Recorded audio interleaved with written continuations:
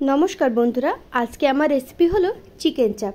खूब सहजे घरोया पद्धतिते तोमरा बानिये निते पारबे चिकेन चाप। तो चलो रेसिपिटा शुरू करा जाक।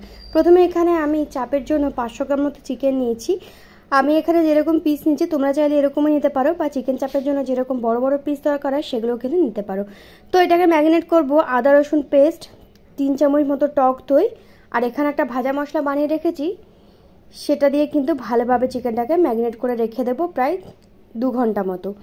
তারপরে এখানে একটু পেঁয়াজের বেরেস্তা বানিয়ে নেব। কম আঁচে পেঁয়াজের বেরেস্তাটাকে ভালোভাবে কিন্তু ভেজে নেব। এরপর একটা শুকনো মশলা বানিয়ে নেব। এখানে গোটা এলাচ আর দিয়ে দিয়েছি একটু অল্প একটু জয়িত্রী দিয়েছি, সেটাকে কিন্তু ভালোভাবে শুকনো কড়াইয়ে ভেজে গুঁড়ো করে নেব।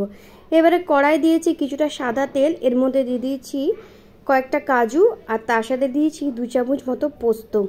ভালোভাবে সেটাকে কিন্তু একটু ভেজে নেব আর যে পেঁয়াজের বেরেস্তাটা আমরা করে রেখেছি সেটাও কিন্তু এটার মধ্যে দিয়ে দেব। সমস্ত কিছু দিয়ে ভালোভাবে কিন্তু একটু ভাজা ভাজা করে নেব। এরপর অল্প একটু জল দিয়ে একটু কষিয়ে নেব।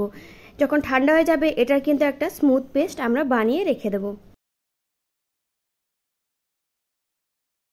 এরপর কড়াইয়ে দিয়ে দিয়েছি সাদা তেল আর দিয়েছি 2 চামচ মতো ঘি। তোমরা চাইলে পুরো রান্নাটা কিন্তু ঘিতেই করতে পারো। তো আমি এখানে দিয়ে দিয়েছি গোটা গরম মশলা। মশলাটা ভালোভাবে কিন্তু একটু গন্ধ বের হয়ে আসলে এটার মধ্যে দিয়ে দেব 1 চামচ মতো হলুদ গুঁড়ো আর 1 চামচ মতো কাশ্মীরি রেড চিলি পাউডার কালারের জন্য। ব্যাস, আর কোনো রকম মশলা কিন্তু এটার মধ্যে লাগবে না। ভালোভাবে কিন্তু একটু মিশিয়ে নেব যাতে দেখবো মশলাটা পুড়ে না যায়। এরপর আমরা যে কাজুর পেস্টটা বানিয়ে রেখেছিলাম সেটাও এটার মধ্যে দিয়ে কম আঁচে ভালোভাবে কিন্তু নাড়িয়ে চাড়িয়ে নেব। আর দিয়ে দিচ্ছি 1 চামচ মতো আদা রসুনের পেস্ট। সমস্ত মশলাটাকে ভালোভাবে কিন্তু কষিয়ে নেব যতক্ষণ পর্যন্ত কাঁচা গন্ধটা চলে যায়। যেহেতু এটার মধ্যে কাজু দেওয়া আছে সেই কারণে কিন্তু একটু জল দিয়ে আমরা ভালোভাবে মশলাটাকে কষাবো, নাহলে কিন্তু নিচে লেগে যাবে। এরপর এটার মধ্যে অ্যাড করে দেব 3 চামচ মতো টক দই। সমস্ত কিছু দিয়ে ভালোভাবে মশলাটাকে একদম কষিয়ে নেব যাতে কাঁচা গন্ধ একেবারে চলে যায়। এরপরে ম্যারিনেট করা যে চিকেনটা রয়েছে সেটাও কিন্তু এটার মধ্যে দিয়ে দেব। চিকেনটা দিয়ে কম আছে কিন্তু ভালোভাবে কষাবো। এটার মধ্যে কোনো রকম জল আমি অ্যাড করব না, যেহেতু দই দেওয়া আছে সেই কারণে কিন্তু প্রচুর পরিমাণে জল কিন্তু বেরোবে আর সেটাতেই কিন্তু এই মাংসটা একদম সুন্দরভাবে সেদ্ধ হয়ে যাবে। তো ঢেকে ঢেকে এটাকে কম আছে ভালোভাবে রান্না করবো আর মাঝে মাঝে কিন্তু এসে একটু দেখে যাবো যাতে নিচে না লেগে যায়। তো দেখো কতটা পরিমাণে জল কিন্তু বেরিয়ে এসছে। তো এবারে হচ্ছে ভালোভাবে মাংসটাকে কষিয়ে নেব। মাংসটা কিন্তু প্রায় মোটামুটি অনেকটাই সেদ্ধ হয়ে গেছে। তো দেখো কড়াই থেকে কিন্তু একদম তেলটাও ছেড়ে এসছে।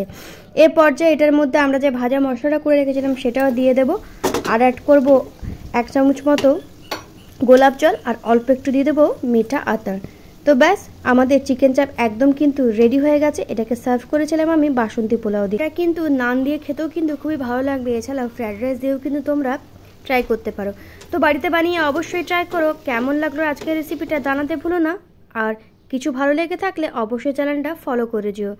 দেখা হচ্ছে পরবর্তী ভিডিওতে। ততক্ষণ সবাই ভালো থেকো, সুস্থ থেকো, টাটা।